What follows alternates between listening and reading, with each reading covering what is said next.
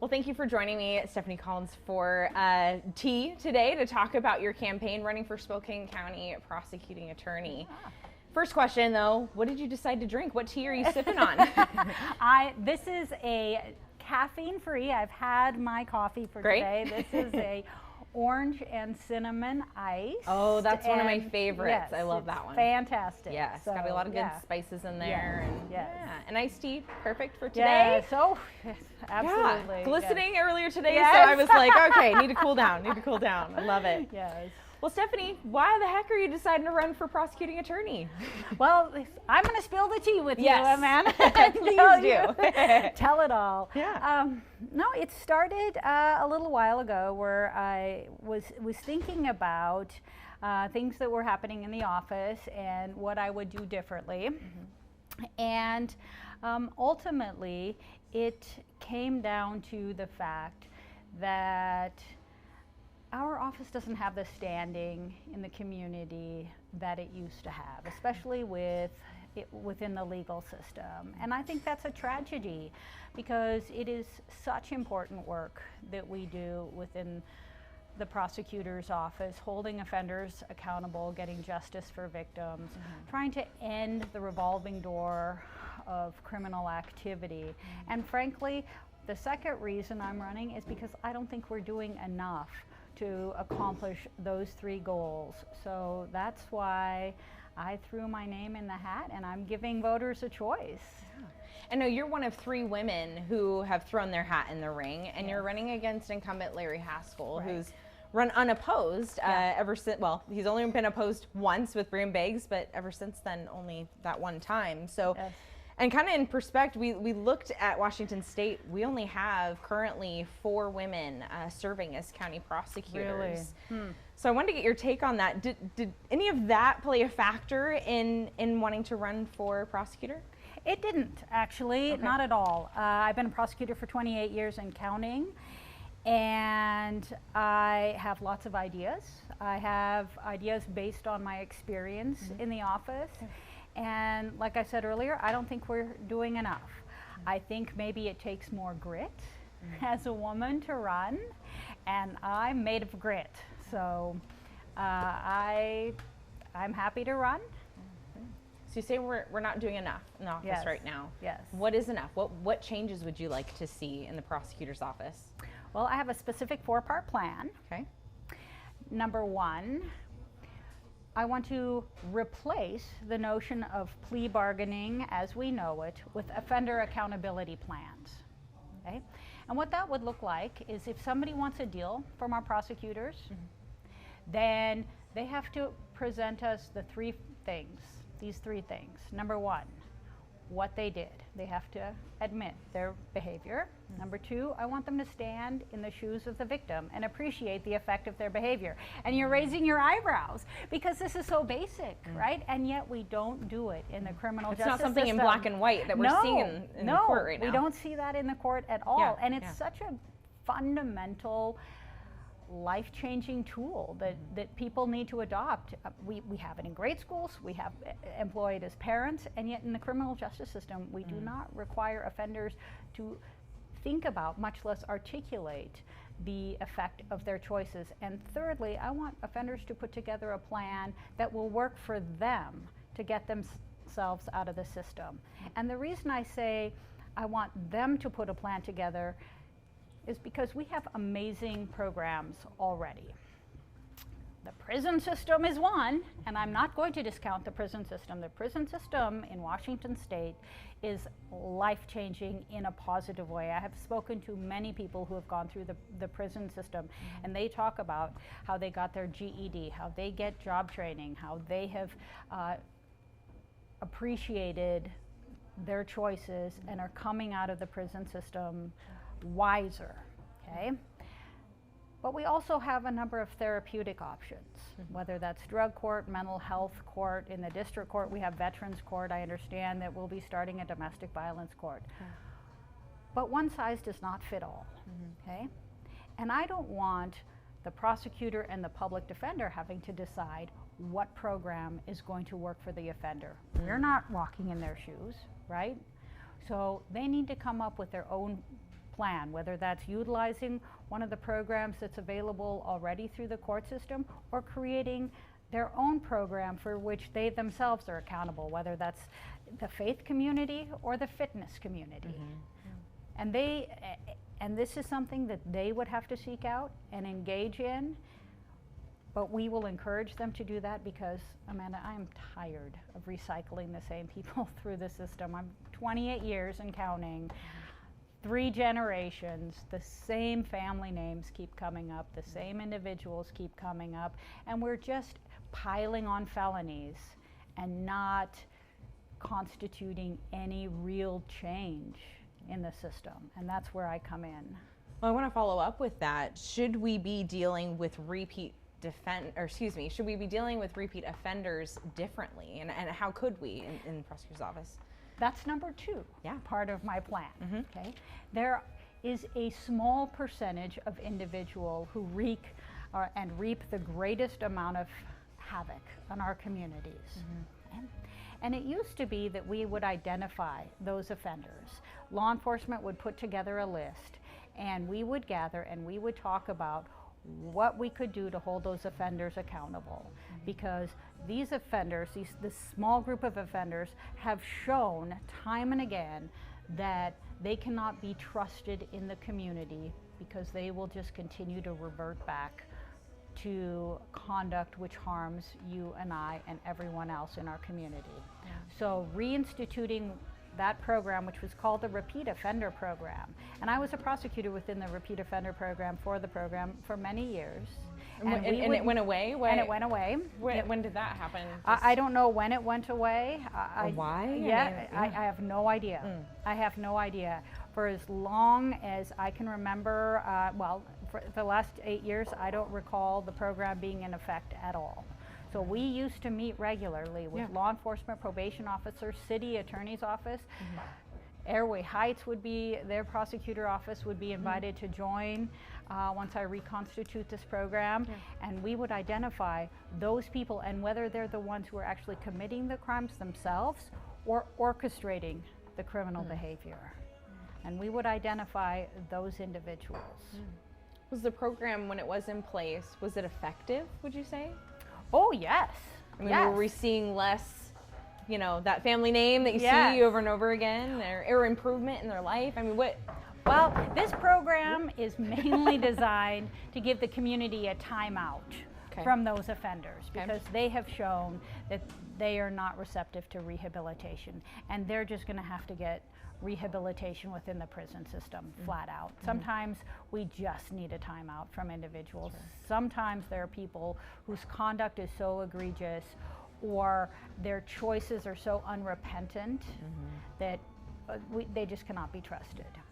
Okay, and there are programs within the prison system, like I talked about, that they can avail themselves of if they so chose.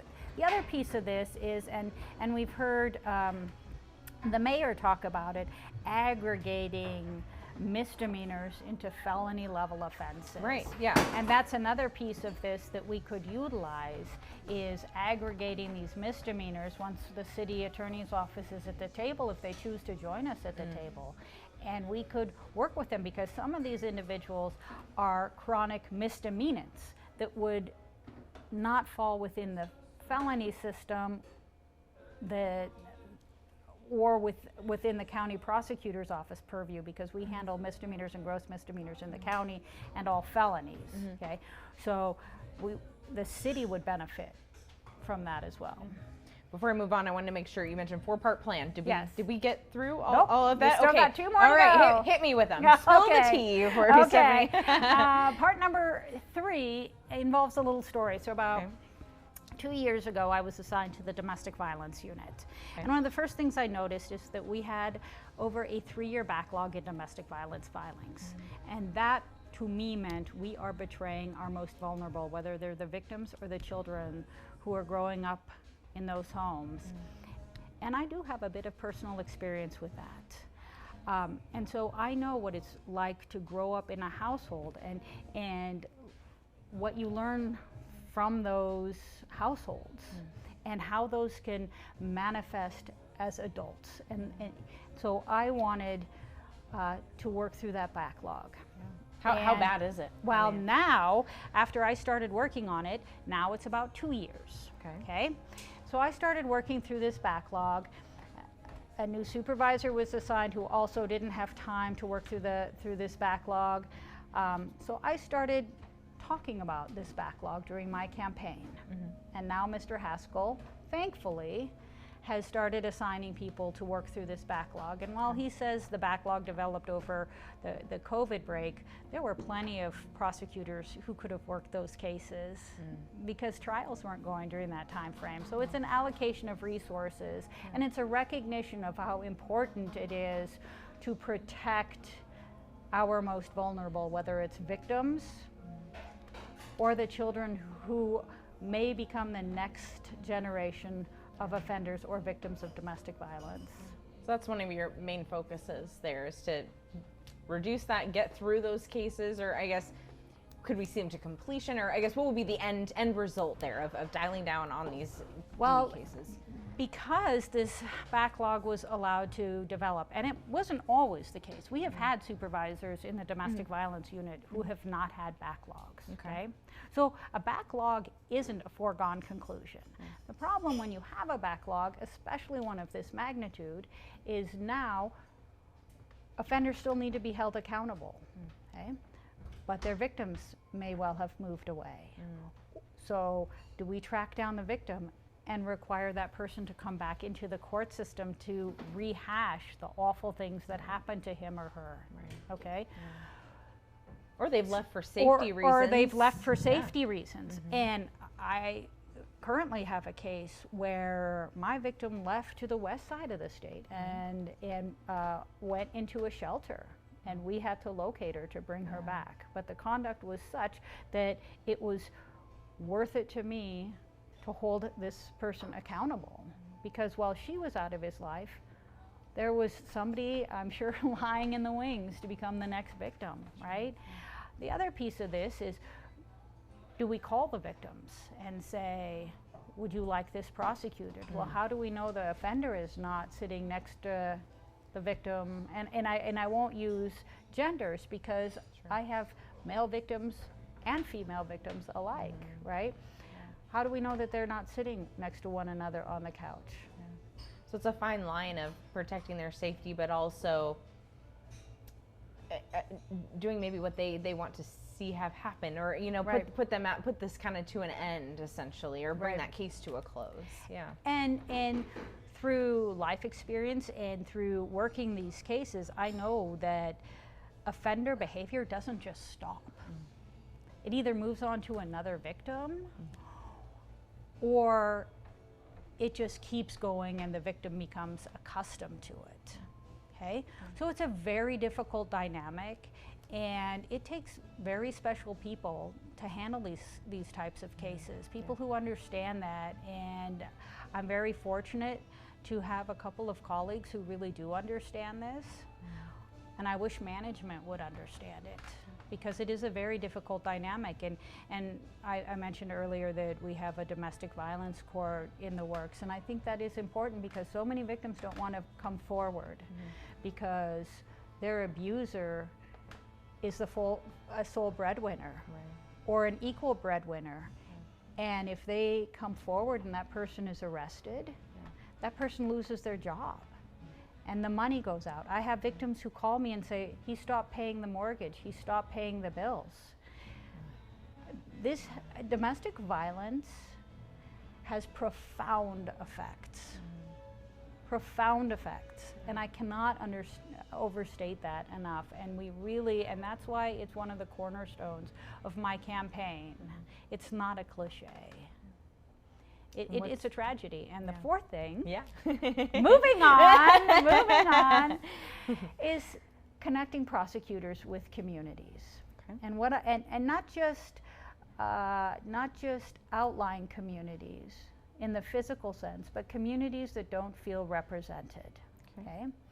So I like to personally deliver yard signs. And the reason I like doing that is because I want to see all of Spokane County So I've been down to Spangle, and I've been up to Deer Park. I've been out to Liberty Lake and to Cheney. Okay? I've delivered hundreds of yard signs to individuals. And what I realized when I talked to those individuals and the law enforcement officers in these agencies is that a lot of times they feel disenfranchised or disconnected from the prosecutor's office. And the prosecutor represents everyone, not just the city of Spokane. We represent the entire county, so it's important to appreciate the vastness and the beauty of this county, but that there are different dynamics within the county. Crime in Liberty Lake may very well be different from crime in Deer Park and on Eastern Washington University's fine campus. Okay? How do you see the relationship, kind of talking about law enforcement, how do you see the prosecutor's office relationship with law enforcement? What is that like right now? Connecting law enforcement with a specific point person within the prosecutor's office. Okay?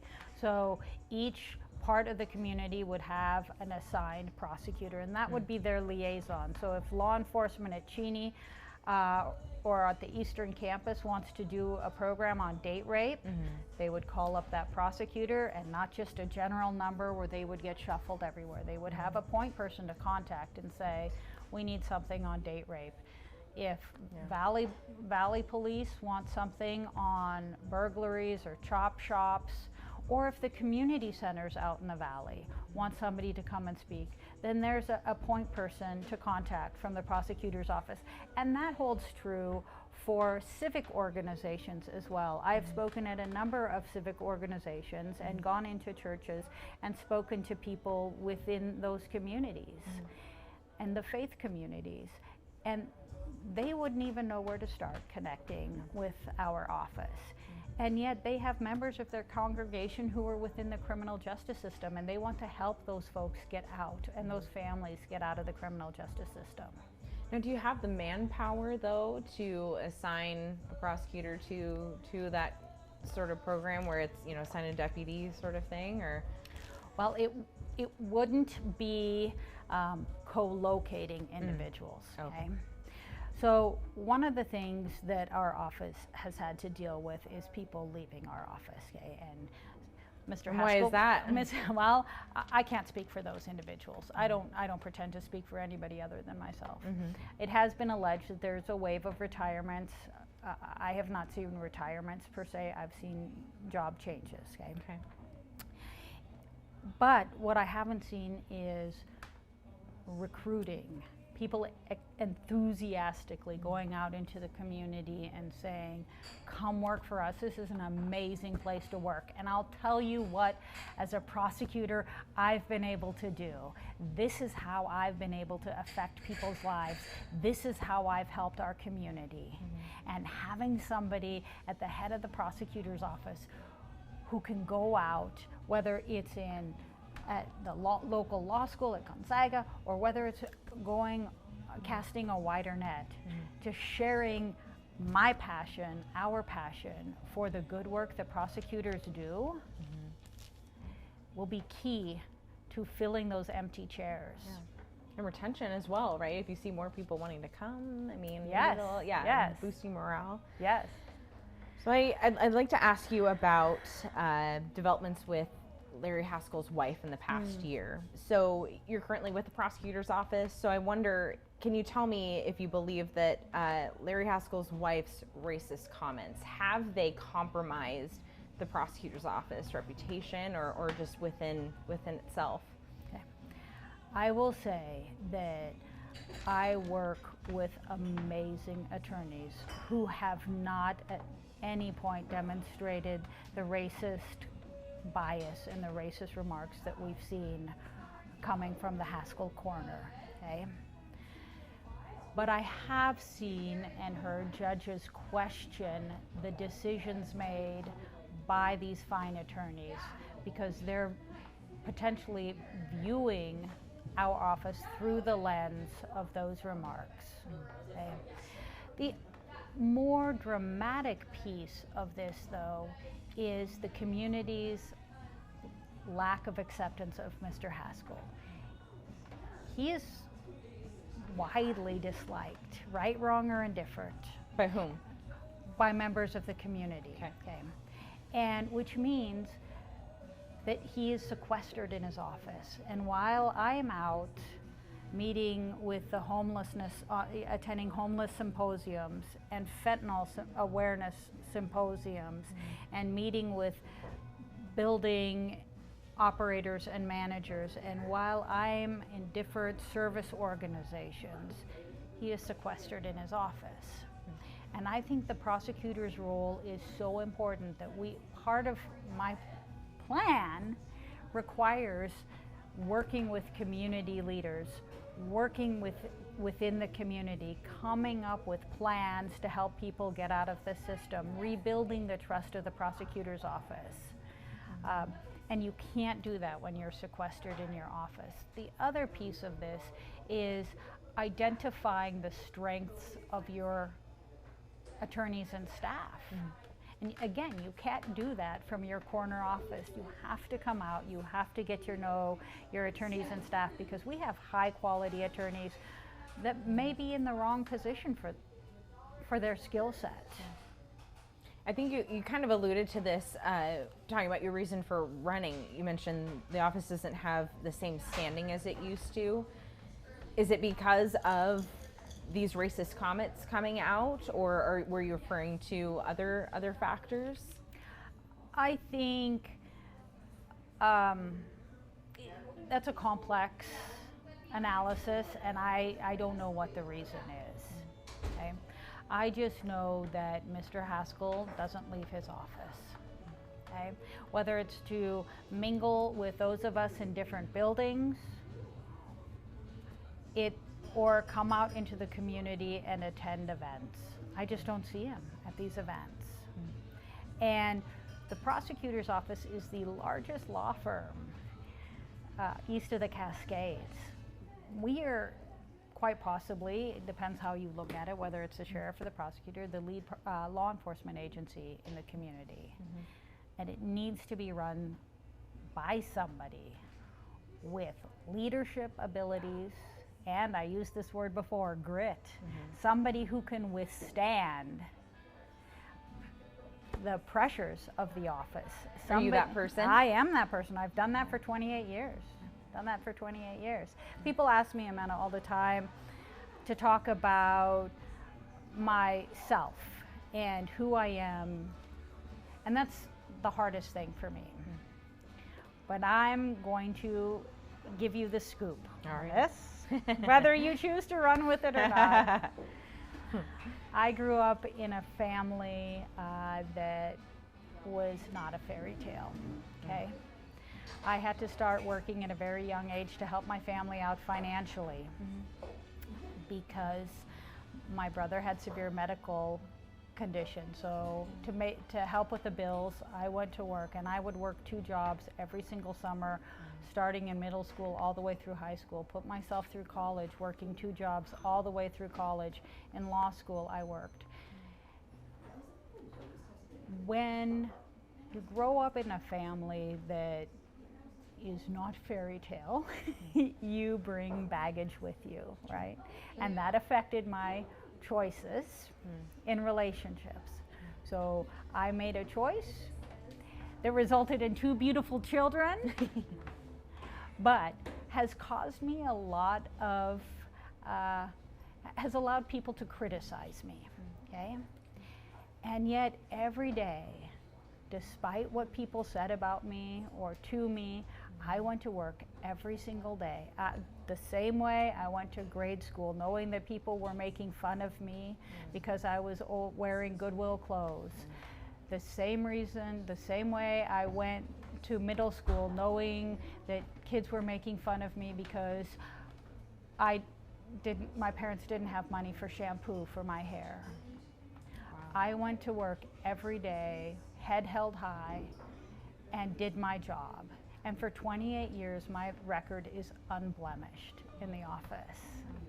And I think that's what it takes to be a leader, is somebody who, despite adversity, despite the pressures of the job, despite the immense power and authority vested in the prosecutor, can be humble and can work through it. And that's who I am at my core. So kind of to push that a little bit forward, do you think there is disparity in prosecuting people of color? As prosecutors, we take cases as referred to us by law enforcement, okay? What we don't do, though, is offer people the opportunity to create their own path to get out of the system. We buttonhole people. You need to go to mental health court, you need to go to drug court, you need to go do this program or the other program. And when you're already a disenfranchised individual or community, because you either grow up in poverty or in, like I did, or in a neighborhood that has high police presence, that leads to the feeling of exclusion. And I want people to take control of their choices and their lives, okay? Just because you're in the criminal justice system doesn't mean you have to stay there. You had a choice to get in. I want you to recognize the impact of your choices, and I want you to come up with a plan to get yourself out of the system. And the better the plan, the better your deal is going to be. The better you're able to self-reflect and take control of your life, the better your deal is going to be, until you burn us. Because we weren't born yesterday. Trust is hard to earn. You've seen it all, right? I have heard it all. Yeah. I've heard all the promises. You will never see me again, Judge. You will never see me again.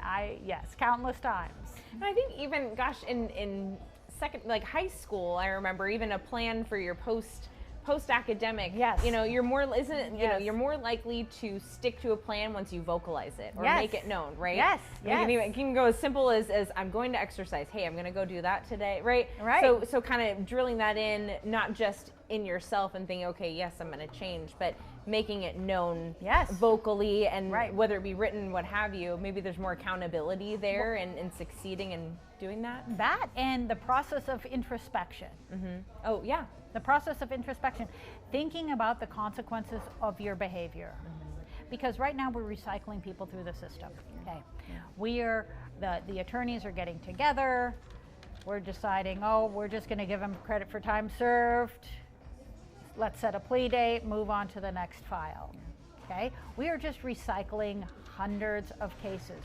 We are not looking at individuals. And that's not to say the prosecutor should do that work. We don't have the time to do that work. Plus, we didn't make the choices to get ourselves in the system. I want the offenders to do that work. And if they want a trial because they didn't do anything wrong, they're presumed innocent, let's go to trial. We'll let the jurors sort it out. Have at it. Yeah. I'd like to move on. We are seeing an increase in violent crimes, drive-by shootings here in Spokane County. So what role should the prosecutor's office take in addressing this? So, coming back to the issue of the home life. When children are seeing that their parents are not being held accountable, when people are seeing their parents being recycled through the criminal justice system, when they are seeing their parents getting away with violence, they lose respect not only for law enforcement but for the court system. I'm told that the jail is full of people who don't come to their court dates. And what does that tell me? They don't care. They do not take the court system seriously. For them, it's like drinking tea, right? It's just part of the day. It's part of the day. Committing a crime, getting arrested, getting bonded out. A revolving door. Revolving door, wash, rinse, repeat, wash, rinse, repeat. So we have the attention of offenders and victims. and victims for a moment in time. And I suggest we capitalize on that, because this is an opportunity to make life changes, okay? Not for the prosecutors, not for their attorneys, but for the offenders. And for the victims. Yeah. And I sense a theme. I mean, you made it a point to not just talk about the suspects, the people committing the crimes, but listening to the victims. Yes. I mean, it sounds like that's a big focus for you, is making sure their voice is heard and taken care of, and giving them justice in some way. I mean, yes, absolutely. And I can come back to backlogs again. When we have backlogs, whether it's in property crimes or in domestic violence, victims are not getting justice. Okay? And when we're recycling the same people, when our crime rates continue to go up, we are creating more victims. Okay? And I want to reverse that trend. I've prosecuted everything from DUI to domestic violence, child assault to child homicide, stray bullet murders to cold case murders. I've talked to victims from property crimes to child homicide, and they all have something to say. We all can learn, and we need to remember that justice for victims is part of the criminal justice system. So Stefanie, can you tell me, what is your stance on gun rights? In terms of getting them back, or changing however you legislation? want to take it. I mean, here in Washington, we've seen changes to gun laws, a ban of 10 or more round magazines. There's the ghost guns, and even with police reform. But that's a whole other thing. We won't bring that in. But what is your stance? Do you support the Second Amendment? Well, yes, I support. I am a originalist when it comes to the Constitution, right? Okay. And so here's what I say, though, about my personal opinions. Whether it's about legislation or court cases, rulings, or religious issues, okay? I keep them separate from my work, because we have seen, and we've already talked about this, what happens when opinions are attributed to the prosecutor, okay? Then people view the decisions of the prosecutor through that lens, right, wrong, or indifferent, okay? I'm happy to talk about my beliefs in terms of the role of a prosecutor. I'm happy to talk about legislation that I have written and for which I have advocated. But in terms of my personal opinions with regard to issues not related to prosecution, I gotta keep something to myself. And you've explained that before, right? Yeah, that lens. Can you tell me about the legislation that you've been a part of? Yes, I helped draft the legislation that provided supervision for domestic violence cases. So I think this is within a handful of years of starting at the office. So I started in April of 1994, was almost immediately, well, within short order, promoted to supervisor of the district court unit, and from there I was transferred to major crimes to help start up the domestic violence unit. Okay? Domestic violence cases were being transferred into a new unit that involved law enforcement and victim advocates, and we were co-located in another building. And while I wasn't the supervisor at the time, I helped set up that unit. And what I noticed right away is that when offenders went to prison, there was no post-release supervision. Okay? So they could go to, and that, I didn't agree with that. Okay? So I wrote legislation that has since been passed to provide for post-release supervision for domestic violence offenders. Okay? How strict how supervised are they in that sense? They are on, you know, and the amount of time changes, but they're supervised by Department of Corrections. The court can impose conditions of supervision, including treatment programs, whether it's substance abuse or perpetrators treatment programs. They can include address restriction. The court can pretty much put whatever restrictions on that the court deems appropriate under the circumstances of the case. Whether Department of Corrections supervises them is not something to which I can speak, or the degree to which they're supervised. I cannot speak to that. The other thing that I did is when I was assigned to prosecute failure to register as sex offender cases, the statute was a mess. So I helped straighten out that statute. I rewrote it and got it passed so that it was more easily understandable and therefore enforceable. So can you, I think we kind of touched on this, but what does the court system need to be doing better? Or specifically, what does the prosecutor's office need to be doing better? My 4-part plan. Yes, well, there's that. Yeah. That whole thing. No. So first and foremost, we need to get out in the community. Okay. We need to get out in the community, something that I've been doing for 28 years. I have been working with hospitals to get specialized nurses in there for rape victims. I have worked with business leaders and store security officers and bank security officers and retailers and schools. We need to be out networking in the community, finding out what the issues are that the community is facing, and linking arms with community agencies that are addressing those issues. Now, that's not to say that we can end homelessness in the prosecutor's office, but what we can do is find out what Jack Heath and Washington Trust and Chris Patterson and all those wonderful people are doing along with the city to address homelessness and provide information, not the prosecutor's office, but we could have a box in the courtroom to say, these are resources that are available to you. So if homelessness is a reason you're in the criminal justice system because you're trespassing or you're stealing, you know, and if you're doing that because you're addicted, here are resources available to you. The other thing we can do too is fentanyl is killing our loved ones, period. And a lot of wonderful groups are addressing the fentanyl crisis, and we can join them and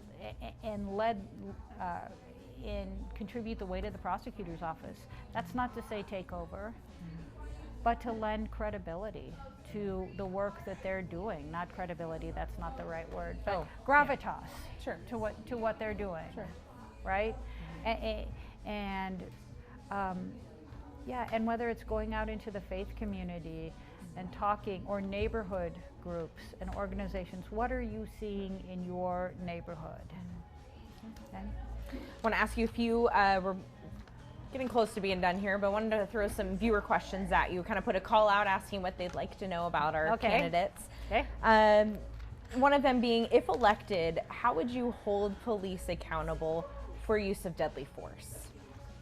And I think that's more of a background sort of thing. I mean, what can the prosecutor do? But take it as you will. Well, and that's a very fair question, because the perception is that we are commingled with law enforcement. And at least from my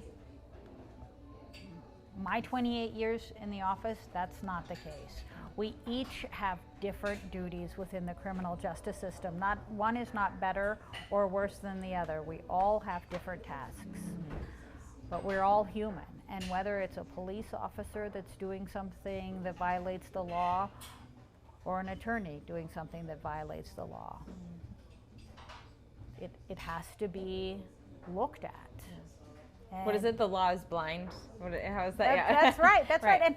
And people don't want to believe that. They say, oh, you have to know the race of the person who you're prosecuting, and that actually is not the case. When we get referrals, we don't get pictures oftentimes, and so we don't know.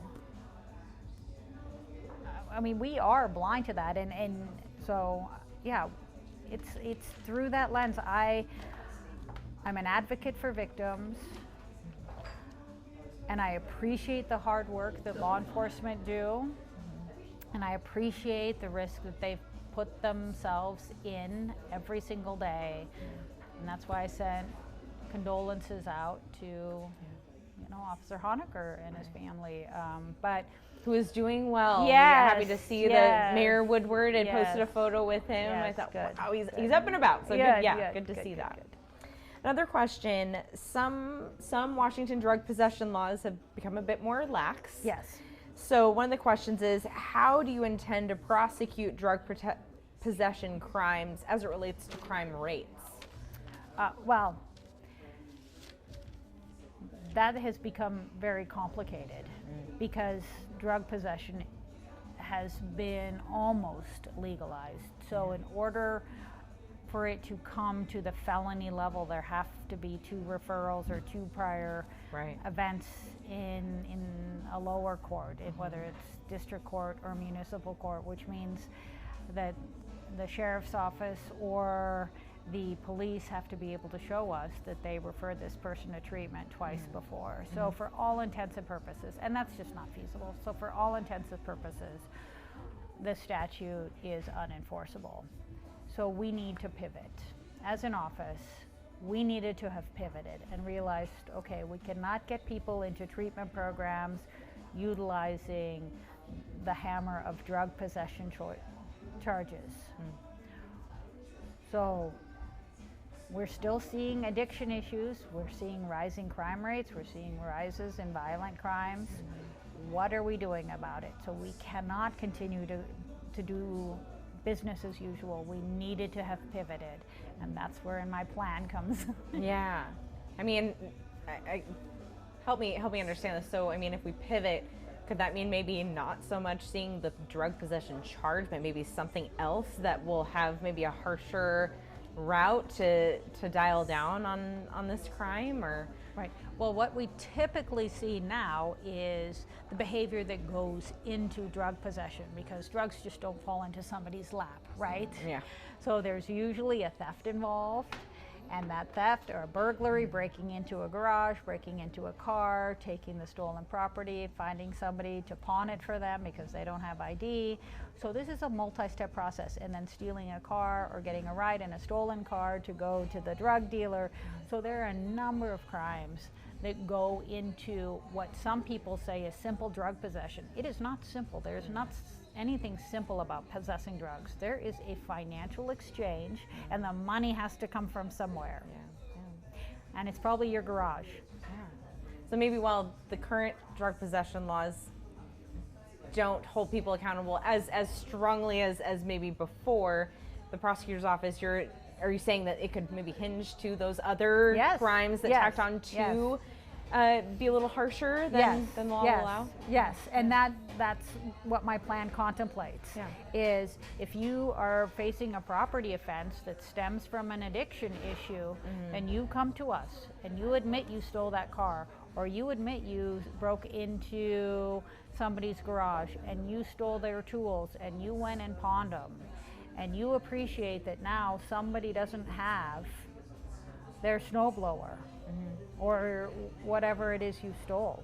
So you have to appreciate that because you stole somebody's car to get from point A to point B, that they now can't get from point A to point B, right? Yeah. And you come up with a plan on how you're going to get yourself out of the system. And if you give us a plan that you don't intend on following, then we have your plan in writing. And if you choose to reoffend, we can show that to the court and say, look, this, or to you and say, look, this is what you promised you would do. This is what you said you would do to get yourself out of the system. Tell us how we can trust you this time around. How can that be a benefit in prosecuting someone in court? If you have that plan, I mean, because we're not going to give them as good a sentence or a plea bargain. We have to plea bargain. I mean, we have to move cases through the system, right? We can't take every single case to trial. The question is how we're going to do that. Do we want the lawyers putting together a plan and moving the case through it, or do we want the person who's actually at the center of the conversation putting that plan together? So Stefanie, as voters decide who to tick as their future prosecutor, what makes you stand out against your opponents? Like I said, 3 women and Larry Haskell. So what's going to make you stand out in this race? First of all, my experience, 28 years and counting, my grit. I have been through it all. I've heard it all. I've received death threats. I've seen the most unimaginable photographs. I have dealt with angry victims and consoled them. I've seen the saddest moments in people's lives, and I have overcome it all, and I can do it and I've got a plan and I've got a vision. Well, thank you so much for your time and talking to us about your campaign. And sharing some tea with me. And Thank you, it was tea. delicious. Yeah, It was enjoy delicious. there. Well, good luck to you on your campaign. We'll be keeping an eye on you for the primary elections. So Thank you. Good luck to you. Appreciate it. Thank you. Thank you.